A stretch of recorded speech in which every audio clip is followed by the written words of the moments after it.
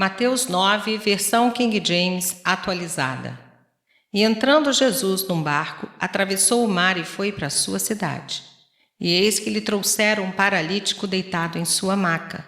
Observando-lhes a fé, disse Jesus ao paralítico: Tem bom ânimo, filho, os teus pecados estão perdoados.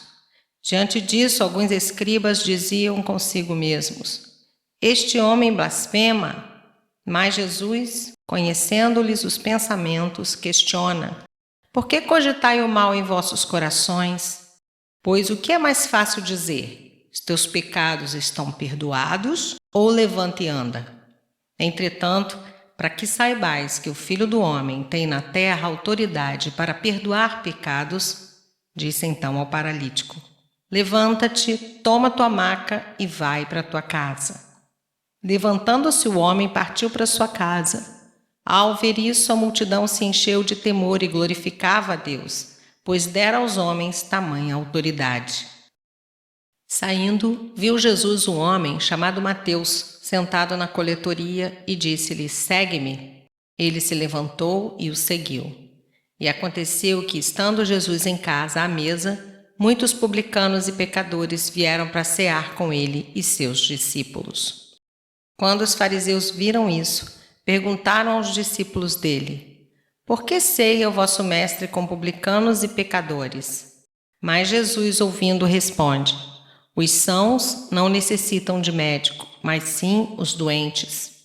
Portanto, ide aprender o que significa isto: misericórdia quero e não sacrifícios, pois não vim resgatar justos, e sim pecadores.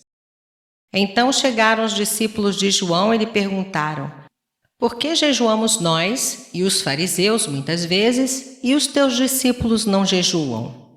Respondeu-lhes Jesus: É possível que os amigos do noivo fiquem de luto enquanto o noivo ainda está com eles? Dias virão quando o noivo lhes será tirado, então jejuarão. Ninguém coloca remendo novo em roupa velha, porque o remendo força o tecido da roupa e o rasgo aumenta. Nem se põe vinho novo em odres velhos. Se o fizer, os odres rebentarão, o vinho derramará e os odres se estragarão.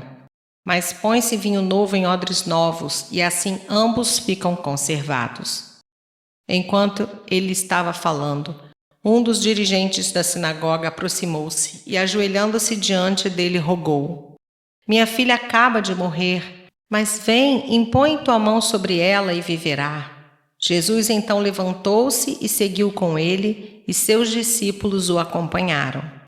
De repente, uma mulher que havia 12 anos vinha sofrendo de hemorragia, alcançou-o por trás e tocou na borda do seu manto.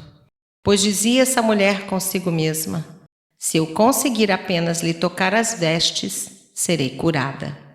Então Jesus voltou-se e, assim que viu a mulher, lhe disse: Anime-te grandemente, filha, a tua fé te salvou. E desde aquele momento a mulher ficou sã.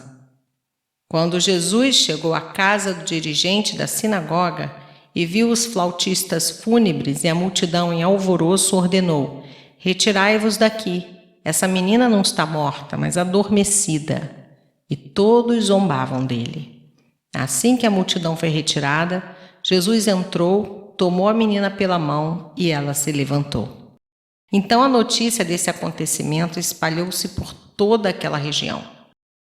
Partindo Jesus dali, 2 homens cegos o seguiram, clamando: Filho de Davi, tem misericórdia de nós.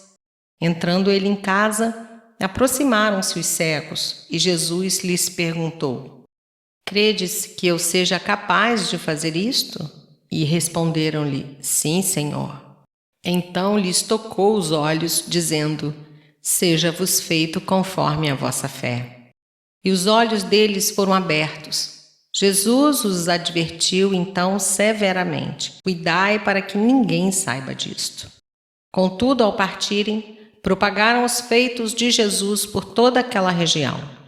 Após terem se retirado, algumas pessoas trouxeram a Jesus um homem mudo e possuído por um demônio.